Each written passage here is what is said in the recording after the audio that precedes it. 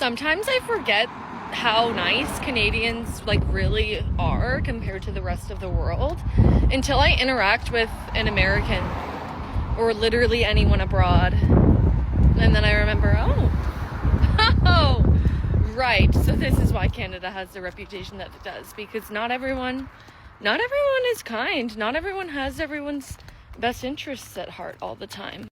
Like, I was leaving Pilates this morning and my Canadian Pilates instructor is just such a cute little cutie pie, and she was giving me like the most genuine, authentic compliments on my sweater. I was leaving the studio and I was thinking to myself like, oh, that's such a Canadian thing to do. Cause yeah, you really wouldn't have interactions like that anywhere else, where like the instructor's like chasing you down out the door to compliment you on your sweater and talk to you about how much they love it. Like most people that aren't Canadian, I feel like that's not a universal experience. Before I depart Vancouver and this Canadian adventure comes to a close, I want to take a moment to share some gratitude and say thank you to my neighbors to the north. Once again, this visit with Canada has been exceptional because of both your welcoming as well as your hospitality. So thank you. I cannot wait to come back and visit again soon. First time here in Toronto, right? What do you think of it? Lots of nice people. Ever since we even got off the flight, like everybody has been very cool. I just love the amount of diversity here. It's gorgeous. Everybody here is so friendly. From the minute I got from the airport to my time around Toronto, everyone's just been so nice and so friendly. It's been nice. We walked around downtown Toronto. We've been enjoying the city. It's been immaculate vibes. People are pretty friendly for the most part. This time around is a little harder to tell because like everyone's visiting, and so I don't know who's actually Canadian. It is very busy, it is big, it is loud, and we love it. It gives like New York City, but like cleaner vibe. It feels like almost too clean. I'm like, what's happening? I like the walkability of the city because like compared to the States, you can't really walk anywhere. It's like you're mostly just driving. There's the art pieces absolutely everywhere. I think it's gorgeous. Feels like a place that I just want to stay and lounge, have the sunshine. It's a great place to be. Any words to the people of Toronto? Continue being so nice and welcoming. Thank you for having us. Thank you for hosting. The World Cup is expensive for the cities that host it. You never know what's going to happen, but it's a good vibe. Everyone's super nice. You're lucky to be in this city. Please keep on enjoying. Thank you guys for having us. We're going to have a blast and we'll be back very soon. Thank you guys for the hospitality. Hello guys, welcome to the Real Watch List. My name is Betty. There is something strange about visiting Canada for the first time. You can come for the mountains, the lakes, the cities, the wildfire, and somehow the thing you end up talking about most might have nothing to do with any of them. As a Frenchman who lives in Toronto, everybody asks me where I want to live later on in life. And I'm always like, guys, Toronto is not that bad. I know it's expensive and everything, but I'm a gay black guy, and with my partner, we want to have kids. Where is it in the world that I can go where it's going to be as good as here? That's the thing a lot of people don't get, is that Canada, for a lot of us, is the final destination because of how inclusive it is. When you're LGBTQ or like when you're a person of color, Toronto is like one of the most diverse cities in the world. Like 1 out of 2 person in Toronto is a POC. Imagine how good it's gonna be if, for my kids to grow up here, if they're adopted, wherever they come from. And again, having gay parents and stuff. And there are not that many countries that do that. Maybe Spain, Northern European countries, maybe. I know there are some immigrants that come here and just want to stay a couple of years, but some of us, it's the dream destination. And it's the perfect place, and life is good. I'm so tired of Canada hate on social media. Life is pretty good. Yeah, I gotta work super hard to survive. Yeah, my rent is expensive. I'm willing to compromise on all of the things so I can actually live in a world where I feel actually safe. Because when people describe their experience in Canada, a surprisingly familiar theme keeps coming up. And here's what's interesting. It's not some huge dramatic moment. It's something incredibly small. A stranger gives you direction, someone holds the door open, a driver lets you merge and waves, someone notices you're struggling and stops to help. And to a Canadian, that's just normal. But to someone seeing it for the first time, it can be completely different. People in Canada are so nice. They are so friendly. You are taking a picture, someone is saying you look so beautiful. You are in the elevator, someone is saying you smell so nice. They're always showing compliments there, and here and there, always starting on a conversation. Someone smiles over at you when you're walking and say, have a good day. UK can never. You all be so sad there. You all be so sad in that country, guys. Let's try and be wishing each other have a good day in a while. Okay? Canada's federal tourism strategy itself describes the country as having inclusive and welcoming hosts and emphasizes connection and community as important parts of the visitor's experience. This is the best way to put Toronto. It is the world in one place. The amount of diversity in this country is insane, and the food benefits from it. And no, I'm not just talking poutine. I actually don't really like poutine that much. Since moving here, I've eaten food from Rwanda, Colombia, Ecuador, food from various parts of Asia as well. And these are experiences I would never have got back home.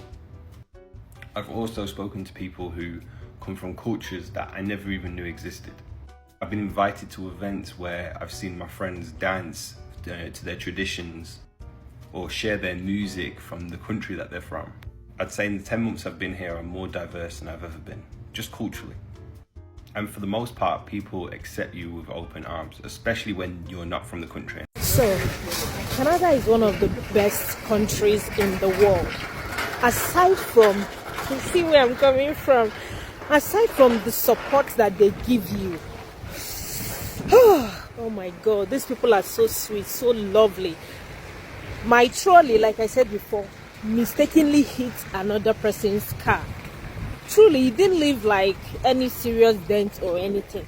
But even before this lady checked it to see that it did not leave any dent, she was already like, oh, it's just a trolley, don't worry, don't worry. Before she now came around and said, oh, no dent, don't worry. Anyway, aside that, good life, support, like, talk about it. Hey. And there are real visitor experiences that make this more than just a stereotype. One recent visitor account described losing internet access in Toronto and being held by multiple strangers, including someone who walked out of their way to show them where to go. The visitor also described receiving unexpected kindness from local businesses. But here's where it gets interesting. Imagine you're thousands of kilometers from home, you're confused, you don't know where you're going, your phone isn't working, and suddenly a complete stranger stops what they're doing just to help you. So I just got back from spending 3 days in Toronto for the World Cup, and this is going to be my speed run review about everything I enjoyed, disliked, or what I experienced while there for the World Cup. Now, when I pulled up, I took a bus. I'm from Ottawa. That's not too far. I feel like there should be a lot of cultural similarities, a lot of differences. I understand that it's a bigger city than Ottawa. It's a lot, more to it. A bus to Toronto because I said I'm not gonna drive because I'm gonna be worse for wear returning. I don't want that responsibility, so I took a bus. First thing I noticed about Toronto, getting off that bus station, it was like 2:30 in the morning. Bay Street, that whole area, it's Gotham City, bro. At that time, it's actually Gotham City. I was waiting for Batman to come save me a few times because, man, the homeless situation that you guys got going around there, it's wild, man. It's wild. As soon as you get off the bus, you're stepping over people. They're sleeping right on the sidewalk. There's people completely tweaking out everywhere.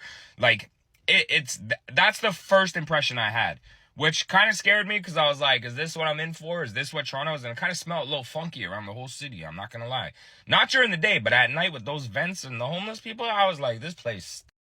I wasn't going to let that just cloud my judgment because the next day we knew we had to go see the games. We were going to the FIFA Fan Festival. Canada was playing. One thing I noticed about what Toronto did for the World Cup is that I don't feel they put too much money into, decorating or having things set up or just making it feel World Cup-y. As hard as that is hard to explain, it doesn't feel World Cup-y. The fan festival was fun, though. Get there early. There's big lines. You're going to be waiting in line. There's cool food, not too much food even in there. A couple food trucks, drinks. The crowd was lit. A couple big screens. It's honestly, I hate to say it, but it was kind of underwhelming. The next day, I was watching the games more within the city. We didn't go to the FIFA Fan Festival, but we were able to watch Brazil, Morocco, and stuff like that at bars, right? And this is where the city shined. I don't think it was the preparation that the city did for the World Cup that made me have a great weekend. It was genuinely the people. So the one thing that's amazing about Toronto is that it's so multicultural that the people is what made my experience amazing. Everybody was in their jerseys. Everybody was full of energy. Everybody was there to have a good time. There was no bad vibes. Even when, like, I went to the Porch, this place called the Porch. It was, I don't know where it was, downtown. Nice view of the CN Tower, right up top, beautiful day. Tons of people. It was packed. You know, people from this team, goals were being scored. People were yelling, celebrating. But the one thing I did notice is that there was no vibes, bad vibes the entire weekend. There was no hostility, nothing. Everybody was having such a good time. Teams were, you know, opposite teams were scoring. People were cheering, celebrating, end of the game. They're all mingling. In terms of what made the World Cup weekend great for me was just the way people were genuinely amazing. The way that people were just having a good time and enjoying it. That's what made it amazing. Toronto's full of great food. The people are great. The nightlife was great. Luckily for me, when I was there, it was Italian Fest, so I was able to go to where the Italian festival was. It was like 2 a.m, and there was tens of thousands of people out there just having a good time. It was an amazing atmosphere for the most part, all by the people. A weird anomaly that I noticed about Toronto, though, there's something called Toronto distance time. I feel there's like time dilation when it comes to distances in Toronto, because the one thing is you catch an Uber, okay? Let's say you're going 6 kilometers. Why the fuck is it 45 minutes for me to go? And the weird part is when we're driving that 6 kilometers, there's no traffic, but somehow it's still 45 minutes. I don't get it. Where I'm from, 6 kilometers doesn't take 45 minutes, even if there's no traffic comparably to both cities. I didn't understand that. I felt like I was tripping. They don't know you. They're not getting paid. They don't need anything from you. They just help. And then they continue with their day. That's the part Canadians may be underestimating. Because when kindness is something you see regularly, you stop noticing it. You don't think twice about saying thank you. You don't think twice about holding the door. You don't think twice about helping people who look lost. But outsiders notice. And sometimes they remember. Canada continues to welcome millions of visitors. The Canadian government says almost 5.6 million visitor applications were received in 2025, with volumes projected at about 5.8 million in 2026, which means millions of people are arriving with their own expectations of what Canada will be like. Some will remember the scenery, some will remember the food, some will remember the weather, but some will leave remembering a person whose name they never even learned. And maybe that's the strange thing about Canadian kindness. The person giving it may forget it happened. The person receiving it may never forget. So Canadians, let me ask you something. What's one completely ordinary thing you do that someone from outside Canada has told you was actually special? Because I'm starting to wonder, maybe Canadians don't realize how different Canada can feel from the outside. So guys, thank you so much for watching. This has been The Real Watch List. Please remember to like the video. Also, please consider subscribing to the channel if you haven't. For those who have, thank you so much, guys.